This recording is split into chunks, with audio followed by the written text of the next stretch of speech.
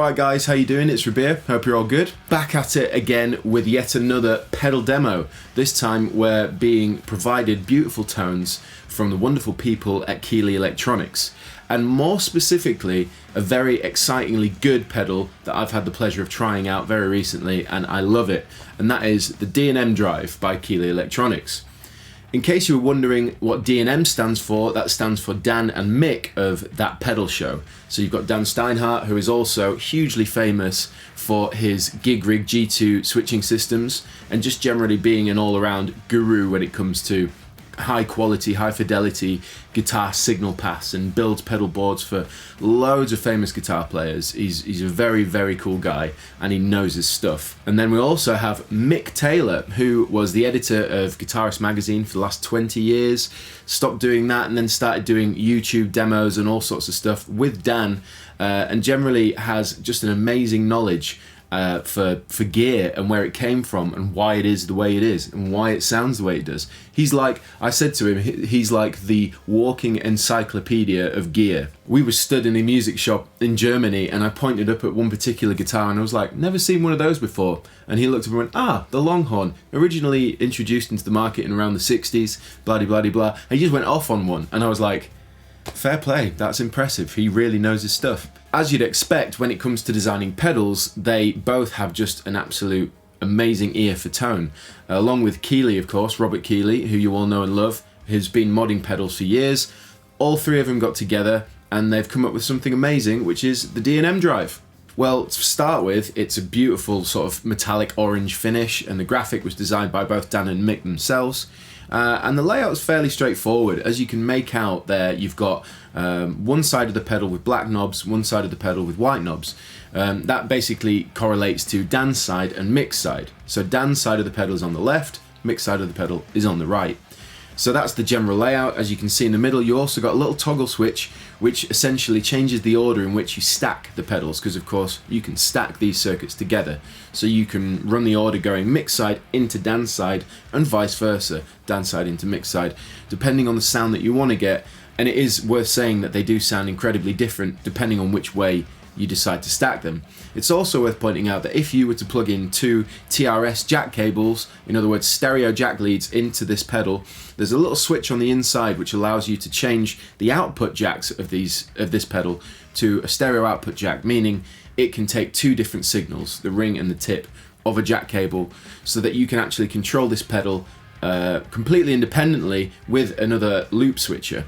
So if I had a different loop switcher or the gig rig and I was running TRS out, I could actually just control Dan's side on its own and Mick's side on its own without even touching the pedal, which is a great feature. So on Mick's side of the pedal, you've got the sort of boost side, so that sort of clon tube screamer style circuit. It's somewhere in the middle, so it gives you a nice bit of a punchy mid-range, it sort of warms up the top end, saturates it a bit, so you can get a bit of gain, or you can crank the gain all the way and get a nice crunchy sort of sound. But it's worth pointing out that in Klon it has an internal charge pump which essentially increases the headroom of the pedal and the internal voltage, so that is included within Mick's side of the pedal, which just generally gives you a bit more of an authentic Klon type of sound, and I really do like it. Dan's side of the pedal is a little bit more sort of complex in the sense that it's an amalgamation of some of his favourite pedals, like the Analog Man King of Tone. It's also got the Marshall Governor in there, the Full Tone OCD, those kind of sounds you will hear inside Dan's side of the pedal. However, it sort of sits somewhere in the middle, so the idea is that it has less mids, a little bit more sizzle, way more gain should you need it, and you can just generally get saturated, high gain, thick tones, great for lead, great for rhythm guitar, and of course you can stack the two together. So in terms of stacking direction, if we were to go from Mick's side, so the boost side, into Dan's side, which is the sort of overdrive side, you'll find that you'll get the most amount of gain and compression. You can get sort of filthy overdriven tones, almost into the realms of fuzz, that kind of sound, particularly going boost before the drive. And if you were to go from Dan's side of the pedal to Mick's, so the drive before the boost acts as it's named, so a giant boost. It actually gives you a hell of a lot higher headroom and the ability to add even more gain should you need it. The cool thing about this pedal as well is that at the moment I'm running it into a V40 Duchess, which is a completely clean amplifier, so we can hear the colour of the pedal itself, but I was using it mainly with my Kraken on gain 1 with a tiny bit of gain, and I found that the D&M drive works incredibly well in front of a bit of crunch. To be fair, if any of you guys came out to the Victory clinics we did in Germany, you'd have heard just how good, clear and bluesy it can sound. Really, really impressive. So it's not just for clean amplifiers, so I can reassure you of that.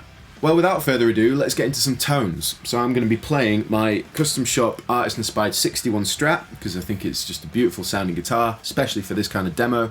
Running into a Victory V40 Duchess on a clean signal, straight out into my 2-note Torpedo Studio, and then I'm running that into my Universal Audio Apollo 8P with a Neve 1073 preamp loaded in unison. So here we go. Here's some clean tones. This is neck pickup.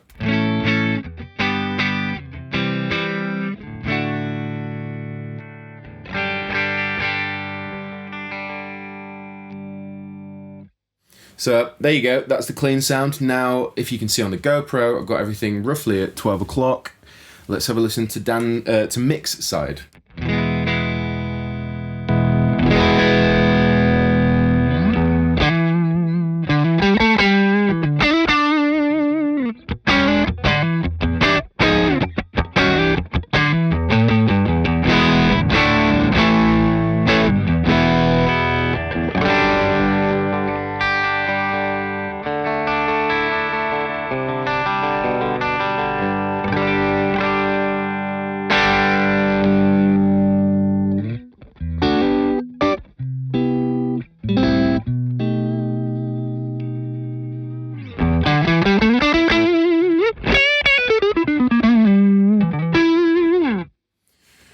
So there you go, you can hear that there is definitely a boost in volume, but also it's a really nice amount of saturation just on the top, helps with the response of the guitar, helps to be able to sort of play a little bit more niftily.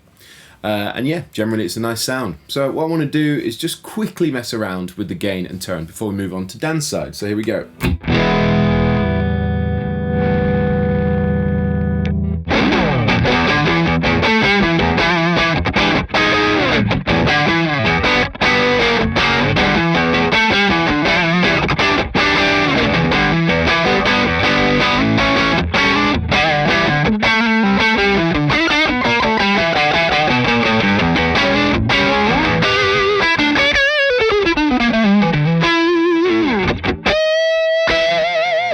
There you go, that's how it sounds when you boost the gain a little bit, and the tone gets that bluesy, sort of dirty blues kind of sound that I really like. You can hear that sort of tube screamer influence in there, but it's also a little bit thicker, a little bit woodier, which is the kind of clon headroom, if you want to call it that. I really, really like the way it sounds.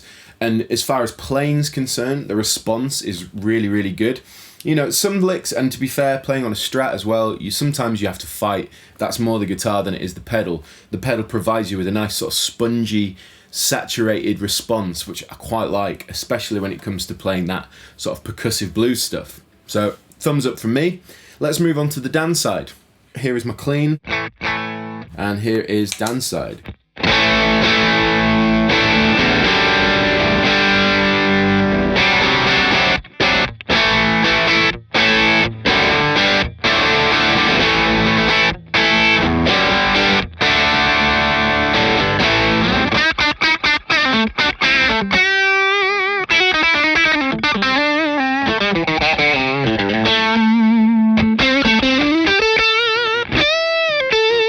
Definitely less mids on Dan's side. Let's compare the two. So this is Dan's, Mick's,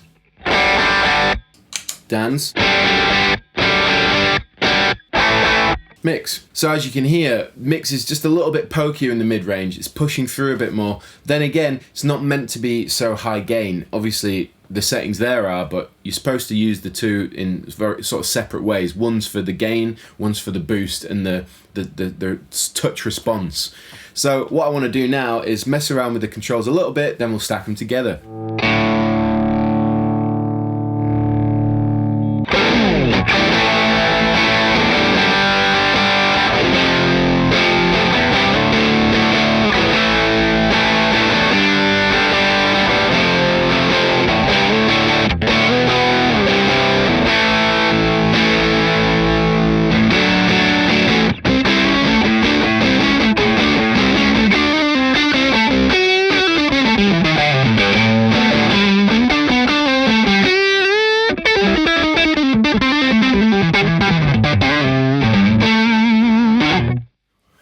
Well, there you go. That's the sort of range you'd expect. Let's just push it back to a bit of low gain.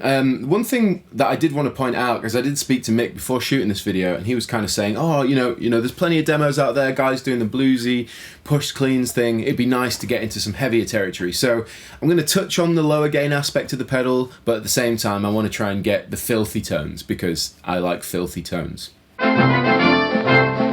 So let's push the gain down on Dan's side. Let's see what we can get, clean it up a bit.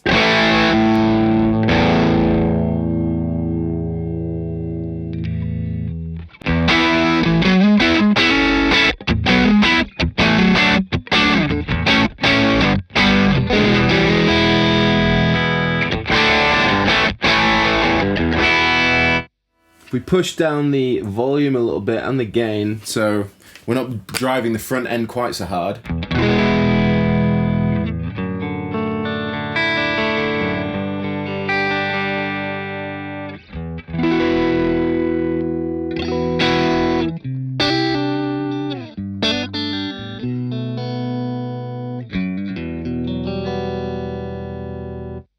It does clean up really well. Again, that's not the side that you'd expect to do so as well as Mick's side, but that's the Dan side cleaned up. So let's just try out the boost side just to see how clean we can go.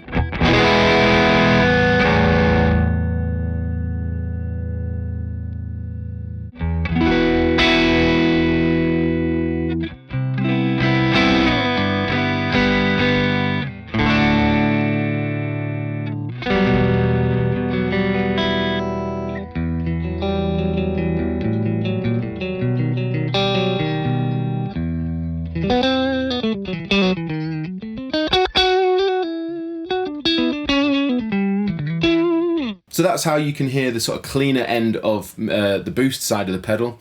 Of course, these tones always lend themselves to a bit of reverb, which I'll throw on in a bit, but we're going to start stacking the pedal together now so you can hear the difference. So we're going to start by going boost into the drive. So you're going to get loads of drive, compression into fuzzy territories, like that kind of stuff. So let's give it a go.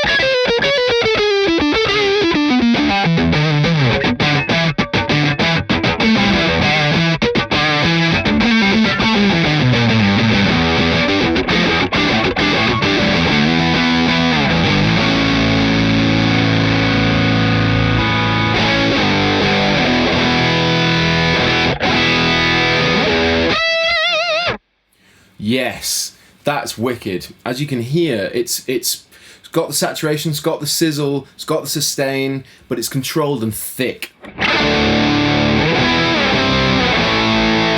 Bearing in mind this is a Fender Strat, and also it's not the most noisy of pedals when you're running quite a bit of gain, as you can hear. And also it doesn't overload when you go to a more sort of bass heavy sort of tone, so when you move to the neck, it's providing more low end. It's gonna start to push and overload the front of an amplifier if it's being run on quite a lot of gain. But as you can hear, it's on the thicker end, but it's not there.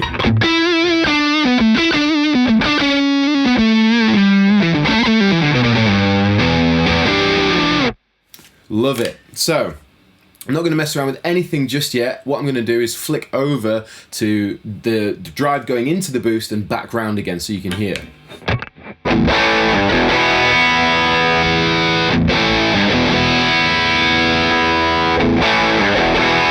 So what you might have noticed there is there's less gain, more mids when you go from the drive into the boost. That's because essentially what we're doing is boosting the drive as opposed to adding another layer of gain stage before a drive, which is essentially what happens when you change between the two circuits, or at least the order of which you stack them.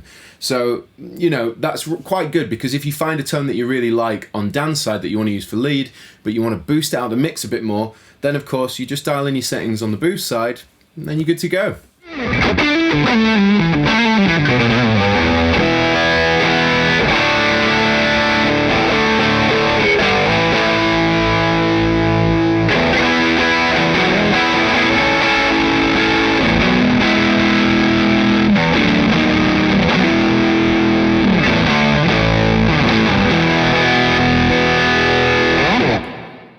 That is awesome. Just because you find your sound, you boost it a bit, you thicken it up a little bit, and that's when you get into some really inspiring tones. I really, really like that. So what I'm going to try now is I'm going to try putting some humbuckers in front of this bad boy and seeing how filthy it can actually go.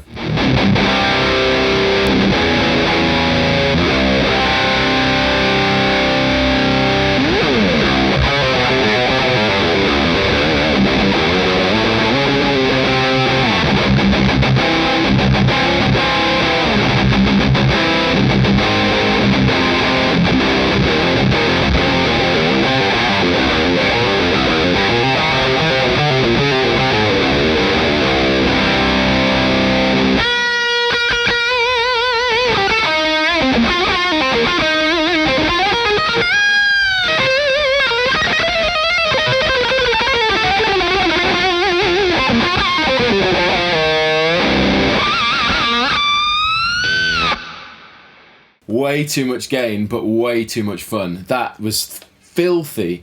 It just had just tons of sizzle. Okay, so that's what it sounds like with a humbucker. Of course, I'm probably going to stick to using a Strat for the most part when I want to play, but if I'm in the studio and I wanted to find an overloaded kind of dirty fuzz kind of sound that's not quite fuzzy enough, but it's just on the edge, probably would consider using that. I really love the idea of taking as many pedals as you can into the studio and just until you find the sound for that section.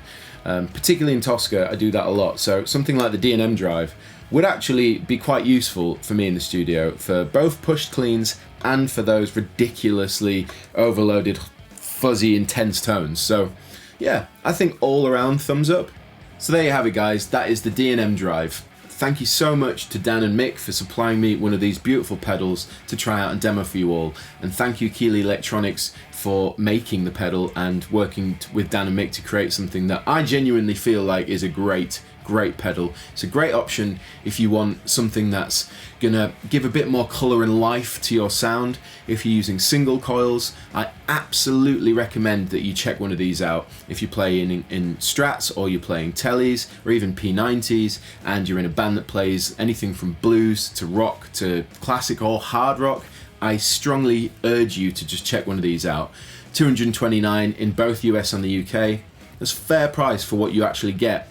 And the amount of flexibility inside the pedal is also something to note, as well as being just an awesome sounding piece of gear. So I hope you enjoyed this demo video. If you did, please like, subscribe and share. There is a little icon now next to the subscribe button that gives you notifications if you want to see more of this face talking about guitar stuff. So if you do, please click that button. In any case, I've been Rabea, hope you've enjoyed this video, and I will see you all very soon.